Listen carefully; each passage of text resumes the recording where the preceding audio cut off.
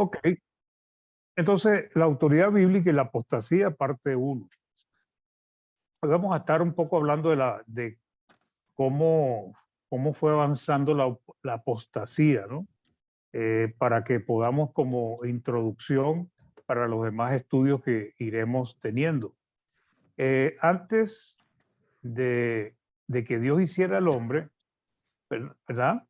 No existía cristianismo. O sea, realmente en el tiempo de los patriarcas, en el tiempo de Israel, no existía cristianismo porque Cristo no había venido, no había iglesia, ¿verdad? No habían cristianos. Pero posteriormente, con la venida de Cristo y la venida del Espíritu Santo, sabemos todo que se estableció el reino de Dios, la iglesia. Y poco tiempo después se empezó a escuchar la palabra cristiano. ¿Ok? Entonces, eso pasó en el primer siglo. Básicamente, Cristo estableció, ¿verdad? Las bases de su reino. El Espíritu Santo vino y lo estableció. Y de ahí, pues arrancó lo que nosotros conocemos como la iglesia del Señor, la iglesia de Cristo. Entonces, en el primer siglo, hermanos, solo se conocía un grupo de personas que seguían a Jesús, a quienes se les llamó cristianos, siendo vista este grupo, eran vistos por los judíos en Roma como una secta. ¿Ok? Eso lo pueden leer en Hechos 28-22, hoy no lo vamos a leer. Entonces, en el primer siglo, hermanos, solo existía la iglesia del Señor. O sea, con relación a aquellos que seguían a Cristo. ¿Ok? Entonces, desde el establecimiento de la iglesia, el diablo junto con hermanos apóstatas, y esto quiero resaltarlo, hermanos apóstatas, trabajaron para introducir el error doctrinal y pervertir el camino de salvación. Pero en aquel entonces ellos se conseguían con la fierra oposición de los apóstoles. Entonces, les costó mucho, ¿verdad? Poder introducir plenamente su apostasía, pero nosotros vemos en el nuevo pacto cómo ya había apostasía con respecto a la resurrección, cómo había apostasía contra, ¿cómo se llama? Comer cosas sacrificadas. Había muchas cosas que se estaban introduciendo y sobre todo al final del primer siglo sabemos que los gnósticos pues fueron desviando a la fe de algunos hermanos. ¿Okay? Entonces, ¿qué sucede? En el primer siglo los apóstoles realmente eh, lucharon para que la apostasía no tomara la iglesia. Entonces ellos daban órdenes. Ellos decían, por ejemplo, de Himeneo y Fileto, o Himeneo y Alejandro, que él lo había entregado a Satanás para que aprendieran. Porque él con la autoridad bíblica que tenía, con la autoridad divina, perdón, pues él sabía lo que tenía que hacer y cómo tenía que actuar. Ahora, después del primer siglo, hermanos, que ya los apóstoles no estaban, la apostasía avanzó con mucha, pero mucha fuerza.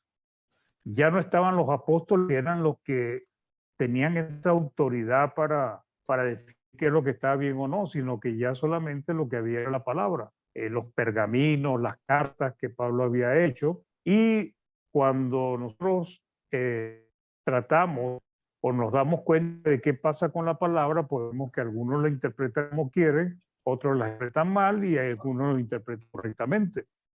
¿Ok? Entonces, después del siglo, hermanos, ya la apostasía como que avanzó muy rápido, porque ya no estaban los apóstoles, se podían oponer a aquellos hermanos que querían introducir cosas que no eran correctas.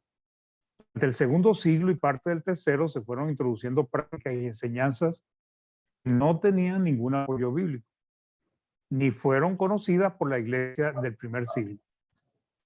Entonces, se empezaron a introducir, hermanos y hermanas, prácticas que no eran bíblicas, que la iglesia del primer siglo no las conoció ni se practicaron, a pesar de que ya habían hermanos que querían trastornar la fe de muchos. Entonces, los mismos cristianos y especialmente los ancianos pastores de la iglesia fueron quienes introdujeron. Hay un micrófono por allí abierto, hermanos, disculpe. Creo que es el hermano Miguel. Tiene el micrófono abierto. Ajá. Un segundito que estoy compartiendo la que no es. Entonces, ¿por qué me aparece aquí pantalla 2, pantalla 1? Ah, ya entiendo. Ahora sí ven la presentación, hermanos. Sí, ok. Ok, entonces, durante el segundo siglo y parte del tercero se fueron introduciendo prácticas y enseñanzas que no tenían apoyo bíblico ni fueron conocidas por la iglesia del primer siglo. Los mismos cristianos y especialmente los ancianos pastores de la iglesia fueron quienes introdujeron la apostasía a la iglesia con la intención de protegerla y fallaron terriblemente en la responsabilidad que se les había dado. Fíjense que nosotros, cuando estuvimos estudiando lo de los ancianos y los diáconos, cuando Pablo da las instrucciones de los ancianos y los diáconos en la primera carta de Timoteo, después, antes ya había hablado del problema de la apostasía y después recalca el problema de la apostasía. Porque ¿cuál era el propósito de que se establecieran ancianos? De que se cuidara la grey para que no fuesen engañados por el error doctrinal. Que hubiese ancianos que estuviesen cuidando a la hermandad. Pero lamentablemente, mis queridos hermanos, precisamente los ancianos fueron los que produjeron lo que se conoce como la gran apostasía. Y vamos a estar hablando un poquito de eso. Entonces, el libro de los Hechos, en el capítulo 20, versículo del 28 al 30, dice: por tanto, mirad por vosotros y por todo el rebaño en que el Espíritu Santo os ha puesto por obispo, para apacentar la iglesia del Señor, la cual él ganó por su propia sangre, la iglesia de Cristo. ¿Ok? Entonces dice: porque yo sé que después de mi partida, o sea, después que se fuesen los apóstoles, entrarán en medio de vosotros lobos rapaces, que no perdonarán al rebaño. Y fíjense lo que dice el 20, y de vosotros mismos. Y de vosotros mismos se levantarán hombres que hablen cosas perversas para arrastrar tras sí a los discípulos. Hermanos, la apostasía fue introducida, penetró la creencia de los hermanos en el primero, segundo, tercero, cuarto siglo, fue por causa de los mismos cristianos, y que muchas veces se involucraron los ancianos que eran los responsables de cuidar a la grey. ¿Ok? Entonces Pablo le dice: y de vosotros mismos se levantarán hombres que hablen cosas perversas para arrastrar tras sí a los discípulos. ¿Ok?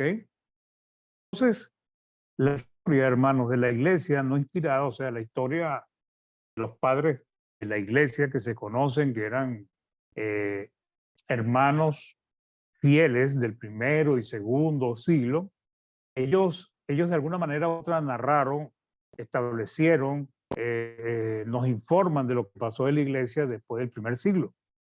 Entonces, en esas narraciones podemos establecer que después de 120 a 150 años de fundada la iglesia, estamos hablando ya de mitad del segundo siglo prácticamente, fue tomando fuerza la gran apostasía.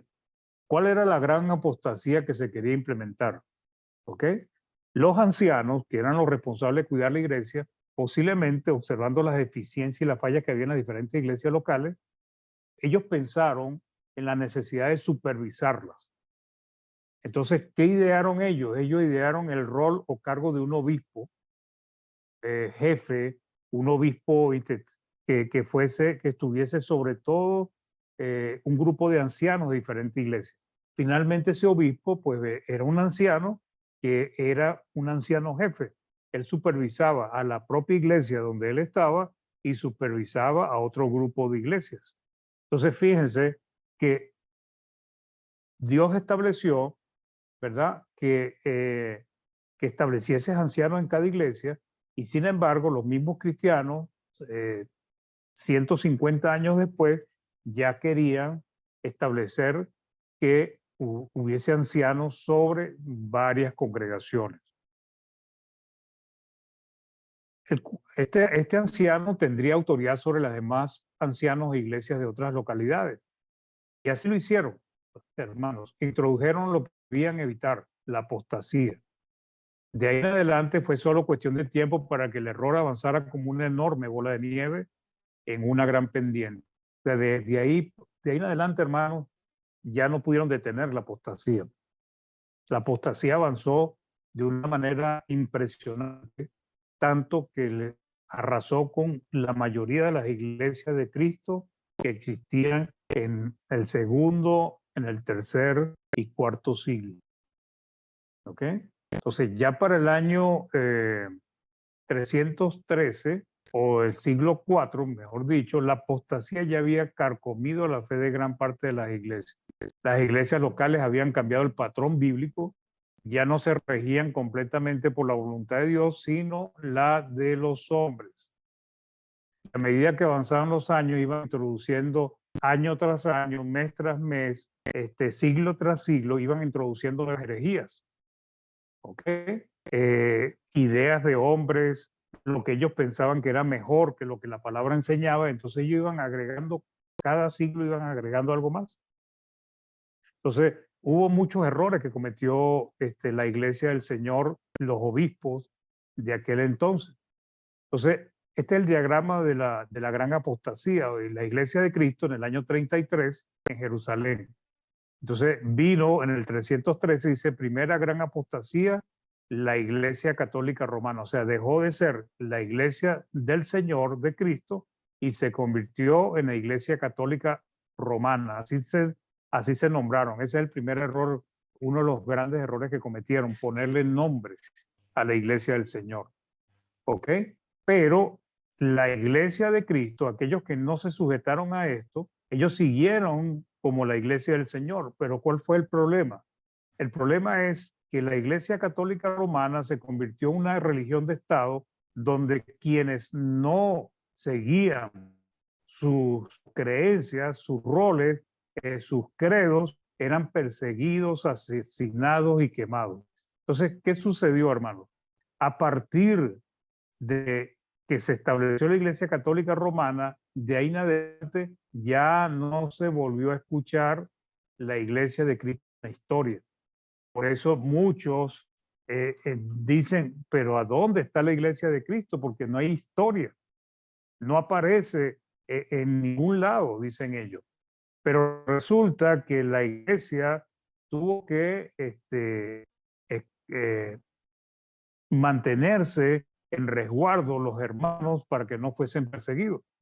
Sin embargo, el grave problema, hermanos, de todo esto es que la cantidad de iglesias que apostataron fue enorme, fue realmente grande. Entonces, ellos empezaron a orar por los muertos, ¿ok? Además de llamarse Iglesia Católica Romana, empezaron a orar por los muertos. También introdujeron la práctica de hacer la señal de la cruz. Comenzaron a exaltar a María y a medida que pasando el tiempo la llegaron a nombrar Madre de Dios. Quitaron a Cristo como intercesor y pusieron a María como el intercesor entre los hombres y Cristo. Empezaron a adorar a los ángeles, empezaron a adorar a los santos muertos, introdujeron velas en los cultos de adoración, prohibieron que los sacerdotes se casaran, se hicieron llamar Iglesia Católica. Los sacerdotes empezaron a vestirse para diferenciarse del grupo de la masa de los creyentes, como hacían los fariseos y los principales sacerdotes del pueblo de Israel. Entonces, realmente la apostasía fue tremenda. Lo lamentable de todo esto, hermanos, es que ellos surgieron de la iglesia del Señor. Esto fue una abominación que surgió de la iglesia de Cristo. ¿Y qué nos quiere enseñar esto, hermanos? ¿Cuál es el mensaje que nos da esto?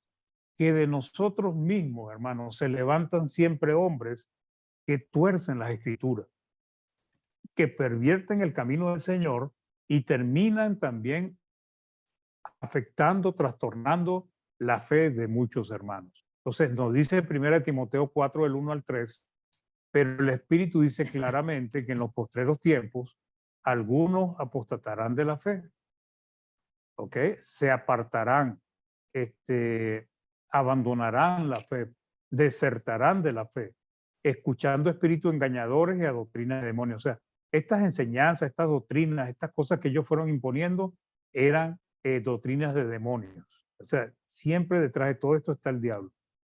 Dice, por la hipocresía de mentirosos que teniendo cauterizada la conciencia, prohibirán casarse.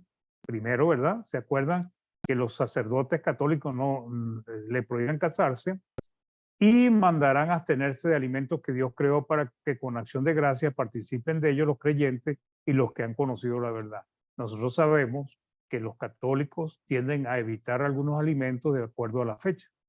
¿Ok? Entonces, ¿qué podemos ver, hermano?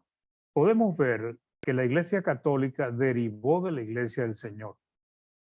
¿Y quiénes fueron los que realmente pervirtieron el camino de todas estas iglesias de Cristo locales? Los mismos cristianos, los mismos ancianos. Ellos fueron causantes de este gran mal que finalmente tenemos como o conocido como la Iglesia Católica hoy en día. ¿Ok? Entonces, ¿en qué momento dejó de ser la Iglesia de Cristo? En el momento en que empezaron a cambiar la voluntad de Dios. Cuando se hicieron llamar ya Iglesia Católica, ya ellos empezaron a fallar. Cuando nombraron ancianos, ¿verdad? O obispos sobre varias congregaciones, ellos empezaron a alejarse de Dios y llegó un momento que dejaron de ser la Iglesia del Señor y se convirtieron en Iglesia Católica. Entonces se fueron apartando de la sana doctrina y establecieron sus propios credos, los cuales tenían mayor autoridad que la misma palabra de Dios. Por ejemplo, estos credos fueron establecidos a partir de los concilios de Nicea, año 325, de Constantinopla en el 381, y otros que sucedieron en los siglos venideros. O sea, eran constantes los concilios para establecer normas de fe, para hacer cambios, para ponerse de acuerdo en cuanto a las cosas que ellos consideraban que tenían que ser doctrinas del Señor. Entonces ellos fueron fallando tanto que llegó ya el momento en que ese anciano o ese obispo que gobernaba unas iglesias fue derivándose o cambiando a un obispo principal que finalmente terminó convirtiéndose en lo que conocemos como el Papa. Esa apostasía que empezó un obispo poniéndose por encima de varios ancianos, de varios pastores y de varias iglesias, es lo que terminó siendo conocido hoy como el papado. ¿Ok? Entonces, de ahí viene esa idea. Entonces, ¿de dónde surgió? De los pastores ancianos que debían cuidar la iglesia del Señor. ¿Ok? Entonces, además de los credos, hermanos, también introducían doctrinas y prácticas apóstatas, como ya la hemos visto. O sea, les puse algunas, hermanos, pero la cantidad que introdujeron ellos fue realmente increíble. Pues la oración por las personas que, que están a punto de morir para darle la salvación, la oración, ¿verdad? Para que salieran los muertos del purgatorio, ¿ok? Y pasaran al cielo, el purgatorio. ¿Qué otras cosas tenemos? Bueno, las indulgencias, ¿verdad? Que las personas podían por una misa, por unas oraciones, que sus pecados fueran perdonados y ellos lo que tenían que era pagar cierta cantidad de dinero. Entonces, se convirtieron en iglesias guiadas por doctrinas de hombre, no de Cristo, o doctrinas de demonios. Dejaron de ser la iglesia que Cristo ganó con su sangre. Ellos se convirtieron en la religión de Estado y con los siglos llegó a ser más poderosa que los mismos emperadores. Después del tercer siglo en adelante, llegó un momento que uno de los emperadores se convirtió en cristiano. Realmente dicen los historiadores que no fue porque estaba convencido realmente de la fe cristiana, sino lo hizo por conveniencia, porque la iglesia los cristianos realmente llegaron a convertirse en un grupo bastante grande, ¿ok? Entonces, cuando el emperador llegó a ser cristiano, empezó a inmiscuirse en las decisiones de la iglesia. Entonces, muchas veces estaban los ancianos de la iglesia o los ancianos principales estaban con el emperador tomando decisiones sobre la iglesia. ¿Qué hizo el emperador romano? Mandó a construir hermosos templos para la iglesia del Señor, o la iglesia que ya se había convertido en católica. eh, estaban, Eran favorecidos, ellos eran los que eran bien tenidos, ya no estaban siendo perseguidos, ya no tenían que esconderse, ¿ok? Y eso que trajo como consecuencia, bueno, que esa facilidad, esa comodidad hizo que finalmente empezaran a agregar cosas que no eran bíblicas. Mateo 7:21 dice, no todo el que me dice Señor, Señor entrará en el reino de los cielos, sino el que hace la voluntad de mi Padre que está en los cielos. Entonces, ¿qué pasó con las iglesias del Señor, hermano? Llegaron a actuar igual que los judíos del primer siglo, igual que los fariseos del primer siglo, que decían que eran de Dios, que decían seguir a Cristo, algunos de ellos, sin embargo, no hacían lo que él les decía. Ellos le decían rabí, maestro. En Lucas 6:46 dice, ¿por qué me llamáis Señor, Señor y no hacéis lo que yo digo?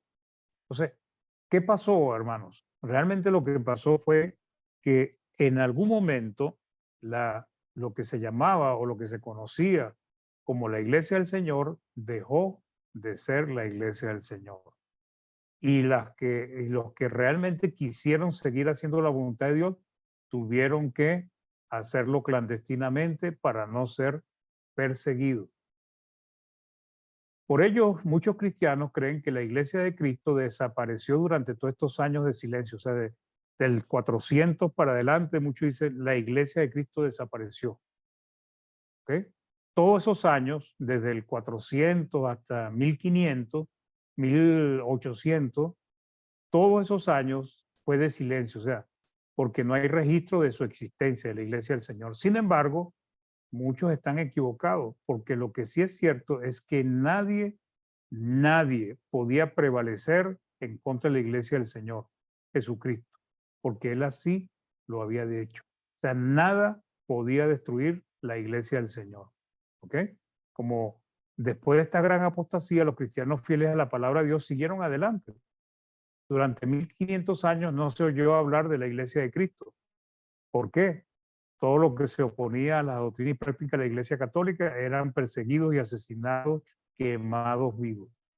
Pero recordemos lo que dijo Cristo en Mateo 16:18. Y yo también te digo que tú eres Pedro y sobre esta roca edificaré mi iglesia. Y las puertas del Hades no prevalecerán contra ella. ¿Ok? Entonces, no podemos pensar, queridos hermanos, que la iglesia desapareció. Porque si no, si la iglesia desapareció por más de 1100 años, entonces quiere decir que realmente fue anulada, pues prácticamente. Daniel dijo en Daniel 2:44, y en los días de estos reyes, el Dios del cielo levantará un reino que no será jamás destruido, ni será el reino dejado a otro pueblo. Desmenuzará y consumirá estos reinos, pero él permanecerá para siempre. Entonces, el hecho de que no se tenga registros históricos de la Iglesia de Cristo en este tiempo no nos da pie para pensar que la Iglesia desapareció. La Iglesia es el reino de nuestro Señor Jesucristo y nunca será destruido. Entonces no podemos creer que su reino desapareció por más de 1200, 1500 años aproximadamente. ¿Ok? Entonces, después que vino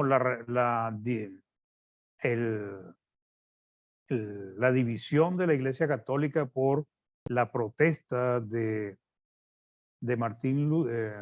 de Lutero, ¿ok? Entonces, para 1800, 1700, finales de 1600, apareció grupos de creyentes de diferentes religiones que querían volver a los caminos antiguos. Entonces, eh, em, Para la primera parte del siglo XVIII, grupos de creyentes de diversas religiones, presbiterianos, bautistas, metodistas, intentaron volver a los senderos antiguos, aunque con muchos errores e inconsistencia con la palabra, trataron de restaurar la iglesia al patrón bíblico. Con los años, a medida que comprendían mejor la palabra, lo fueron logrando, siendo los más famosos Thomas y Alexander Campbell y Barton Stone. Sin embargo, ellos no restauraron la iglesia del Señor, que es el error que en la interpretación muchos tienen. Ellos no restauraron la iglesia del Señor. Ellos lo que hicieron fue restaurar sus propios caminos. Ellos restauraron su fe de las falsas creencias y malas prácticas. Entonces, poco tiempo después se volvió a escuchar de la Iglesia de Cristo. ¿Ok? Es lo que se conoce como el movimiento de restauración. Pero ellos realmente no fue que restauraron la iglesia. Ellos restauraron sus propios caminos. Entonces, aunque ellos lograron avanzar en su misión, poco después la apostasía volvió a tocar a la puerta de las iglesias del Señor. Ya para finales de 1800 vino también la apostasía en la iglesia de Cristo. Había muchas denominaciones, pero en la iglesia del Señor volvió otra vez a presentarse la apostasía por mano de los mismos cristianos. La rotura se produjo por desacuerdo de cómo debía llamarse a los creyentes. Algunos decían que cristianos, otros decían que discípulos de Cristo, ¿verdad? Otra división que se formó fue porque algunos crearon la Sociedad Misionera Americana y finalmente se dividieron. Surgieron, además de la Iglesia de Cristo, surgieron dos sectas que se llamaron los discípulos de Cristo y la Iglesia Cristiana. ¿Ok? Pero la Iglesia de Cristo realmente siguió adelante, practicando aquello que la Biblia permitía, aunque siempre ha habido miembros que querían introducir la apostasía, como hoy en día igual. Entonces, para la segunda parte del siglo XVIII, una iglesia, por ejemplo, de Cristo, introdujo un instrumento musical dentro de su culto, un órgano, y eso causó otra división en aquel entonces. Entonces, ya en 1940, la Iglesia de Cristo, por ejemplo, en Estados Unidos, ya tuvieron, se presentó una división tal vez más grande, ¿verdad? Y básicamente, pues de ahí vino graves problemas que hoy conocemos con las iglesias institucionalistas, otros la llaman las iglesias liberales, ¿verdad? Con diferentes doctrinas en algunas cosas, con doctrinas iguales, porque podemos decir que tienen muchas cosas semejantes a lo que dice la palabra de Dios, pero a veces tienen algunas doctrinas que no son bíblicas. Entonces, ¿por qué estudiar este tema, hermanos? ¿Por qué nosotros debe importarnos estar recalcando la autoridad bíblica y la apostasía? Porque nosotros mismos, hermanos, debemos cuidarnos de no apostatar. Nosotros mismos debemos cuidarnos de no esparcir doctrinas que no son bíblicas. Porque a veces lo que hacemos es tomar lo que dice un hermano, no analizamos bien la palabra y repetimos lo mismo y se repite, y uno a veces escucha doctrinas que se repiten y son contradictorias en su mismo concepto. ¿Ok? Entonces, siempre ha habido cristianos y siempre ha habido algunas iglesias del Señor que producen una enorme división, ¿ok? Que a través de los años se ha ido acentuando. Los cristianos que quieren obedecer la voluntad de su Señor saben que no deben tener comunión con el error y combatirlo, correcto. Pero sin embargo, a veces nos hacemos la vista gorda con esto. Muchos hermanos a veces no ven la diferencia o no les interesa la diferencia entre algunas prácticas que no son bíblicas y las que son bíblicas. Muchos creen que no es asunto de ellos, pero Dios nos ha dado un mandamiento claro, hermanos. Romanos 16:17 dice: mas os ruego, hermanos, que os fijéis en los que causan divisiones y tropiezos en contra de la doctrina que vosotros habéis aprendido y que os apartéis de ellos. Fíjense que dice: les ruego, hermanos, Pablo, que se fijen, que miren, que observen a los que están causando divisiones y tropiezos en función de qué, de la doctrina. ¿ok? Que vosotros habéis aprendido y tiene la orden que os apartéis de ellos. ¿Por qué uno tiene que estar alerta de aquellos hermanos que están introduciendo, que están siendo el camino del Señor? Porque es un mandato primero. Y segundo, que finalmente van a seguir desviando a muchas personas de la fe. ¿Qué pasa con el mundo religioso de hoy en día? El mundo religioso dicen seguir a Cristo, tienen la Biblia como su guía de fe, ¿verdad? Pero tienen tantos errores doctrinales que no vienen a ser de Dios. Pero ¿cuál es el problema? Que ellos hacen que muchas personas lo sigan y algunas personas que tal vez con sinceridad quieren buscar a Dios, piensan que estas iglesias son las que tienen la verdad, pues, esta secta. Y lo mismo a veces pasa con la iglesia del Señor. ¿Cuántas iglesias del Señor ya habrán dejado de ser iglesia del Señor por todas las prácticas paganas que tienen? Como Cristo le advirtió a la iglesia en Éfeso que le retiraría su candelero. Judas 3:4, versículos 3:4 dice: amados, por la gran solicitud que tenía de escribiros acerca de nuestra común salvación, me ha sido necesario escribiros exhortando que contendáis ardientemente por la fe. ¿Ok? Contender ardientemente, o sea, con ganas, con pasión por la fe que ha sido una vez dada a los santos, porque algunos hombres han entrado encubiertamente, los que desde antes habían sido destinados para esta condenación, hombres impíos que convierten en libertinaje la gracia de nuestro Dios y niegan a Dios, el único soberano, y a nuestro Señor Jesucristo. ¿De qué manera lo niegan? Por sus obras, por sus acciones. ¿Okay? Entonces, hay hermanos que practican y tienen doctrinas y prácticas que no son bíblicas y hacen que otros sencillamente le sigan. Recordemos que Dios no es Dios de confusión. Dios no es un Dios, no es Dios que se agrade de que cada uno piense lo que quiera. ¿Para qué y por qué razón nos dejó la palabra?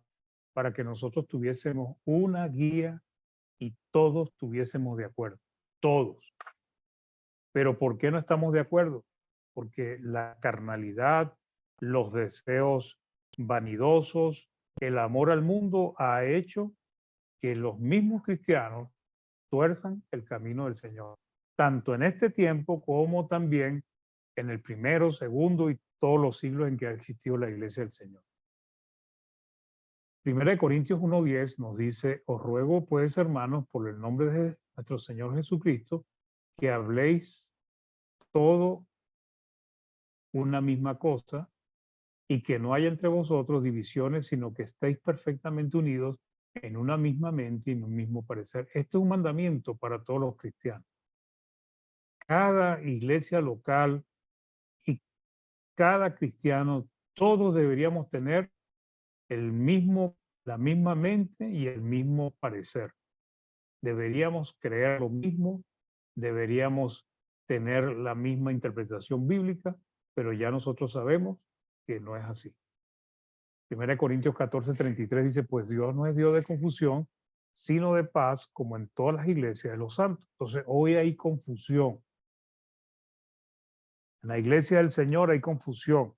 Algunos dicen que las ofrendas son para los santos, otros dicen que puede ser usada para cualquier cosa, paseo, no santo, actividades recreativas, sociales, para hacer deporte, para hacer paseos. Otros dicen que es necesario los institutos para preparar a los predicadores. Otros dicen que no es necesario, que eso es responsabilidad de la iglesia. Entonces, finalmente, hermanos, y podríamos nombrar muchas más cosas, pues hay una división. Y lo que debemos entender es que en una división o uno de los dos está malo, o los dos, perdón, uno de los dos está mal, o los dos están mal. ¿Ok? Entonces debemos tener cuidado porque nosotros debemos escudriñar e interpretar la palabra correctamente como Dios quiere que nosotros la interpretemos. ¿Ok? pero es indispensable estudiarla y tratar de comprenderla, escudriñar qué quiere decir Dios en cada versículo y evitar interpretar lo que nos gustaría creer, que este es un problema que pasa. No, es que a mí me gusta creer, o sea, yo creo en esto y para mí es así, entonces yo busco la manera de torcer la escritura para darle el sentido correcto. De esta manera evitaremos el error doctrinal, la apostasía y desagradar a Dios. Fíjense que después de decir que nos fijemos en aquellos que causan divisiones y tropiezos, el 18 dice, porque tales personas, tales cristianos, no sirven a nuestro Señor Jesucristo. Realmente cuando se introduce apostasía, hermanos, no se está sirviendo al Señor, sino a sus propios vientres, o sea, a sus propios deseos. Y ellos con suaves palabras, lisonjas, ¿verdad? Palabras melosas, engañan los corazones de los ingenuos. ¿Cómo dejamos nosotros de ser ingenuos, hermano? Estudiando la palabra. Para eso Dios nos dejó ese libro, ¿ok? La palabra de Dios puede ser entendida por todos, hermano. Porque, ¿qué lógica tendría que Dios dejase una palabra que solamente lo pueden entender un grupo, pequeño grupito de personas? Todos podemos entender la palabra.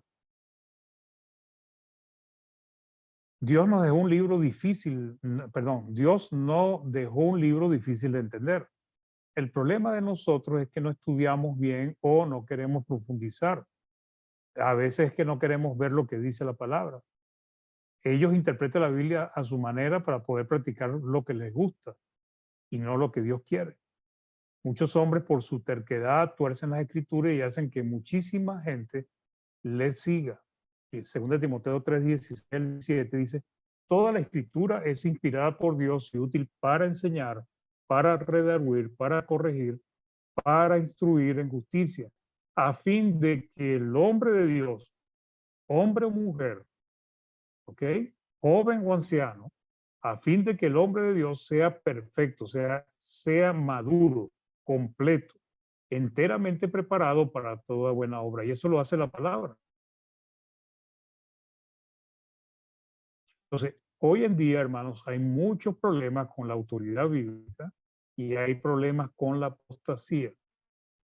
Nosotros debemos cuidarnos, no estar dentro de los grupos que están apostatando. ¿Ok? Hoy en las iglesias del Señor se aprueba fumar, se aprueba beber licor, en algunas, ¿no? Se aprueba bailar, se aprueba usar trajes de baños donde exhiben el cuerpo prácticamente desnudo, visten ropa con poco decoro, practican cultos en paseo a lugares como playas o montañas, ¿ok? Y son prácticas que pareciese que los que la están practicando no dan el ejemplo de ser cristianos, sino uno más del mundo, ¿ok? Y vemos que algunos tienden a desviarse más que otros. Hay iglesias del Señor que ya han nombrado mujeres pastoras, mujeres ancianas, ya hay iglesias del Señor que tienen instrumentos musicales. Uno dice iglesia del Señor porque se hacen llamar iglesia de Cristo, pero es muy posible que ya lo hayan dejado de ser, porque así como Dios amenazó a Éfeso de que le iba a retirar su candelero, así lo va a hacer con toda iglesia que se aparte de los caminos del Señor. ¿Ok? Entonces, la autoridad bíblica, ¿cómo establecerla? Y esto es lo que vamos a ir desarrollando más adelante, ¿no? O sea, Dios nos enseña de muchas maneras, hermano. ¿Ok? Pero para nosotros interpretar correctamente la palabra de Dios, primero debemos tener una actitud humilde, sumisa, habiéndonos despojado de todas esas ideas preconcebidas que impiden que veamos la verdad y de la propia carnalidad que es mal consejera.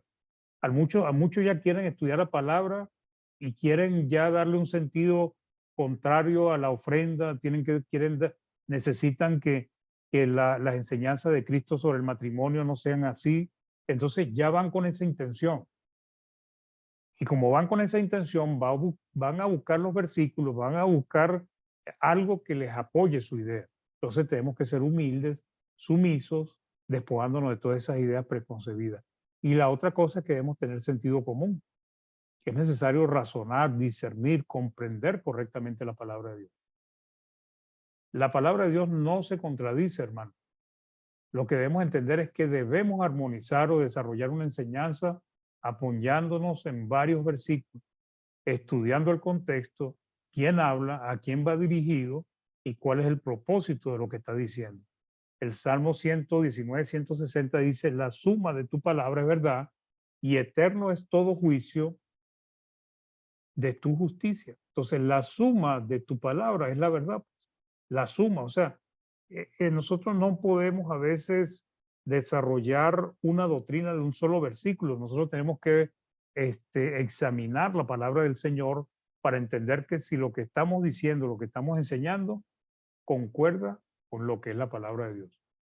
Entonces, hay cosas que debemos entender. Lo primero, hermanos, debemos entender que Dios utilizó lo visible, lo físico, lo que nosotros conocemos y percibimos con nuestro sentido, ¿verdad? O sea, la familia, la relación entre la esposa y esposo, la relación entre padres e hijos, los trabajos, las habilidades, cómo utilizamos las habilidades, los árboles, cómo crecen las semillas, cómo son los basureros para hacernos a enseñarnos el infierno, un lago de fuego y azufre, nos habla del cielo, nos habla del paraíso. Dios usa lo que nosotros conocemos para tratar de explicarnos lo invisible, lo que está pasando en el ámbito de los espíritus. Entonces, debemos entender que Dios siempre utiliza el simbolismo, utiliza ejemplos para enseñarnos una gran verdad. Pues. Ese es el primer punto. Segundo, debemos tener, la Biblia nos da declaraciones explícitas, claras y sencillas, que son fáciles de entender. ¿Ok? La palabra huir de la idolatría. Está listo, ese es el mandamiento. Estar siempre gozosos, ese es el mandamiento. Después dice, segundo, mandamientos directos. Pueden ser genéricos o específicos. ¿Ok?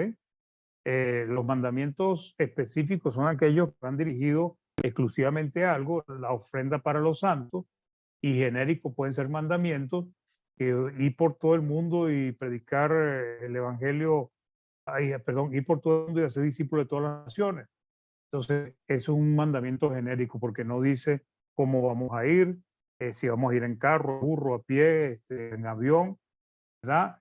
No nos dice a dónde vamos a ir, no nos dice cómo vamos a predicar el evangelio. Entonces, es un mandamiento genérico que nosotros podemos finalmente ponerlo por práctica con diferentes métodos. El 3, respetar el silencio de Dios. Lo que Dios nos dice, hermano, es su silencio. Si Dios dice a uno, ¿verdad? La ofrenda para los santos, ¿qué está excluyendo Dios ahí? A los no santos. Después, por ejemplo, apostólico. Generalmente el ejemplo apostólico está apoyado por un mandamiento directo.